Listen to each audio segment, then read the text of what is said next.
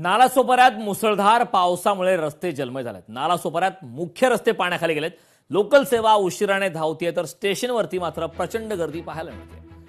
नालासोपाऱ्यात मुसळधार पावसामुळे रस्ते जलमय झालेत। नालासोपाऱ्यातील मुख्य रस्ते पूर्णपणे पाण्याखाली गेलेत। हे दृश्य आपण पाहतोय। पावसामुळे रस्ते जलमय झालेले आहेत। मुख्य रस्ते पाण्याखाली गेलेत आणि लोकल सेवा सुद्धा उशिराने धावते। लोकल सेवेवरती या पाण्याचा पावसाचा परिणाम झालाय। स्टेशनवरती मात्र प्रचंड गर्दी नालासोपाऱ्यात पाहायला मिळते।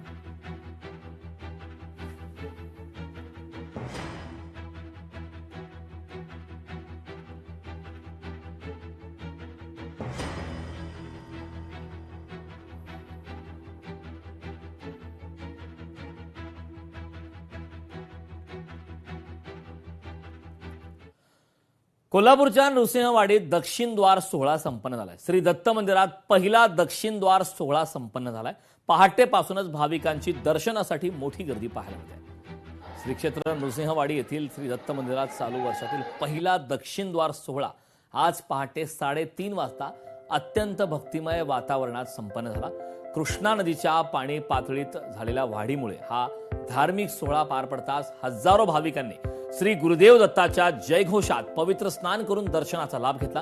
कोल्हापूर, सांगली आणि सातारा जिल्ह्यात गेल्या 2 दिवसांपासून झालेल्या दमदार पावसामुळे कृष्णा नदीला मोठा पूर आलाय। सोमवारी सायंकाळीच नदीचे पाणी श्री दत्त मंदिर परिसरात पोहोचले होते। रात्रभर पाण्याची पातळी सुमारे 5 फूट वाढल्याने पहाटे 3:30 वाजता चालू मोसमातील पहिला दक्षिण द्वार सोहळा संपन्न झाला।